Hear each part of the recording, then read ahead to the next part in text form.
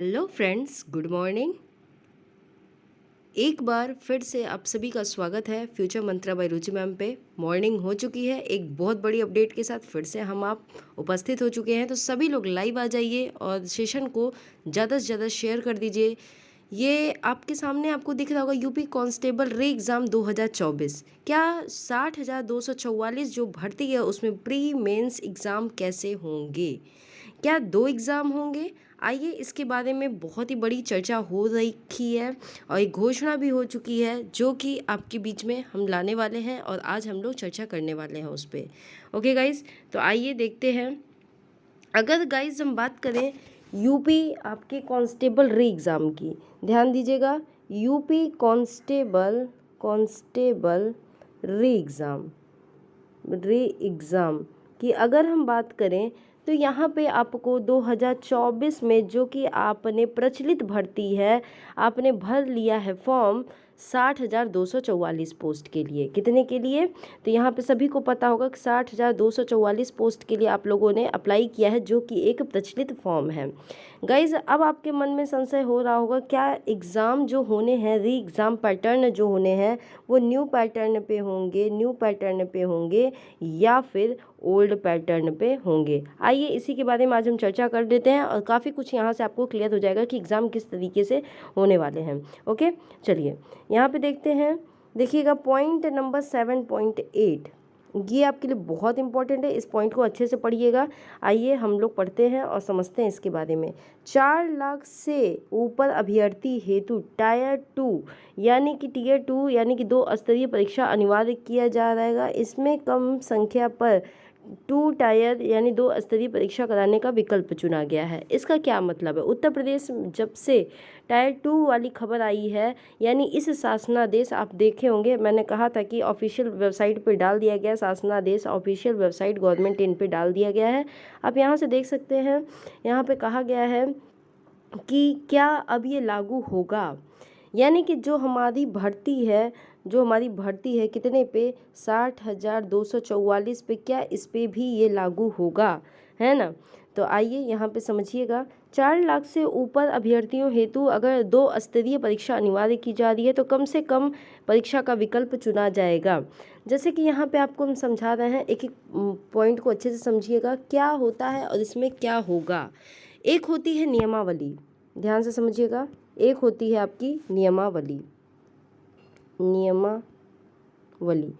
अब इसका मतलब क्या होता है गाइस? ध्यान से समझिएगा, नियमावली का मतलब क्या होता है। यहाँ पे हम लिख देते हैं आपको ताकि ध्यान से दिखाई दे। नियमावली का मतलब क्या होता है? कई लोगों को नियमावली का मतलब नहीं पता होता है, जिसके कारण वो समझने में उनको दिक्कत आती है। इसका मतलब होता है कि किसी भी पेपर को कराने के लिए पेपर 1 या 2 बार पेपर में परिवर्तन होता ही होता है, और जैसे भी परिवर्तन होगा हमें परिवर्तन करना पड़ेगा। और परिवर्तन के रूप में हम चेंजेस, जैसे आपको हम समझाएं तो 2011 में जब एसआई का पेपर हुआ था, यूपीएसआई का पेपर हुआ, तो वहाँ पे प्री और मेंस यानी कि 2 पेपर कराए गए, प्री और मेंस, प्री प्लस मेंस कराए गए, जो कि 400 नंबर के थे, मेंस कराए गए थे। अब उसमें 400 नंबर के थे। फिर उसके बाद 2016, जैसे ही 2016 की अगर हम बात करते हैं, तो फिर वहाँ पे एक एग्ज़ाम कराए गए, यानी कि एक ही पेपर हुआ वहाँ पे, यानी कि नियमावली में परिवर्तन फिर से हुआ। फिर 2021 में फिर परिवर्तन हुआ। तो इस तरीके से अगर आपको समझाएं तो जब भी कोई परिवर्तन पेपर में देखी जाती है, पेपर में कोई भी छेड़खानी हो, तो नियमावली में परिवर्तन या प्रभावित आपको देखने को मिलेगी ही। नियमावली के बीच में परिवर्तन हो सकता है, कभी कभी पेपर के बीच में भी परिवर्तन होता है। तो ध्यान से समझिएगा। अब हम लोग बात कर रहे हैं री एग्ज़ाम की, अपने पुलिस कांस्टेबल के री एग्ज़ाम की, जो आपके लिए बहुत ही इंपॉर्टेंट मुद्दा है कि मैम इसकी भर्ती कब होगी, क्योंकि लगातार कमेंट बच्चों के आते हैं कि मैम इसकी भर्ती कब होगी। तो ध्यान से समझिएगा कि इसमें न्यू पैटर्न लागू किए जाएंगे या फिर ओल्ड पैटर्न। तो ध्यान समझिएगा, ये पहले की भर्ती है, ये जो आपकी भर्ती है 60,244 ये पहले की भर्ती है। चूँकि ये प्रचलित भर्ती है एक प्रकार की, तो 90% मेरे हिसाब से जो मुझे लग रहा है वो 90% ओल्ड पैटर्न पे ही निर्धारित होगी। ओके, भर्ती बोर्ड अब क्या चाहता है वो वही जाने, लेकिन पेपर लीक कराने को रोकने के लिए, अगर पेपर लीक कराने के लिए रोकने के लिए अगर पैटर्न की बात की जाए तो हो सकता है 10% उम्मीद है कि पेपर न्यू पैटर्न से कराई जाए, लेकिन जहाँ तक उम्मीद है ये भर्ती पहले की भर्ती है तो ये ओल्ड पैटर्न पे ही अपने होगी। ओके, ध्यान से बात समझ में आ गई होगी आई होप। ओके, तो 30 जून का गाइज लास्ट डेट इंतज़ार करने को बोला है। 30 जून जब हम आप सभी लोग इंतज़ार कर ही रहे हैं तो 7-8 दिन और बचे हैं, तो इसको भी इंतज़ार कर लेते हैं। आज आपकी 24 तारीख हो गई है, मुश्किल से 6 दिन और इंतज़ार करना होगा, 6 डेज़ और इंतज़ार कर लीजिए। जो भी सूचना आती है निकल के 30 जून तक क्लियर हो जाएगी। तो वही पुराना पैटर्न है आपके पेपर का कोई नया पैटर्न नहीं बदला, वही मैथ्स के क्वेश्चन, वही रीजनिंग के क्वेश्चंस, वही हिंदी और जीके के क्वेश्चंस, यही है। इस तरीके से आप तैयारी करिए, क्योंकि पेपर अगस्त तक होना ही होना है।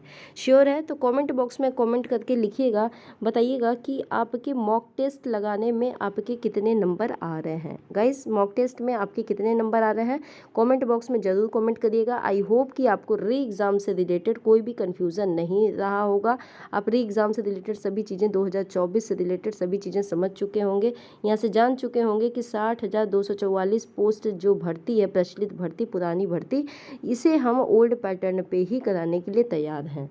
ठीक है, तो यहाँ से आपको आई होप कि पूरी पीडीएफ की बातें समझ में आ गई, कि मैं एक एक चीज़ें नियमावली के बारे में साथ ही साथ आपके शासनादेश भी दिखाया कि कहाँ से वो परिवर्तन हो सकती है। तो ये एक बहुत ही बड़ी अपडेट आ चुकी थी आपके लिए और जानना अति आवश्यक है, क्योंकि आप लोग तैयारी जिस हिसाब से कर रहे हैं उस हिसाब से बनाए रखिए, बस तैयारी में और तेज़ी लाइए, क्योंकि अब एग्ज़ाम होना श्योर है। तो गाइस, सेशन अच्छा लग रहा हो या फिर अपडेट सही लग रहा हो, अपडेट इसी प्रकार का डेली अपडेट चाहिए तो चैनल को सब्सक्राइब कर लीजिएगा। Thank you so much.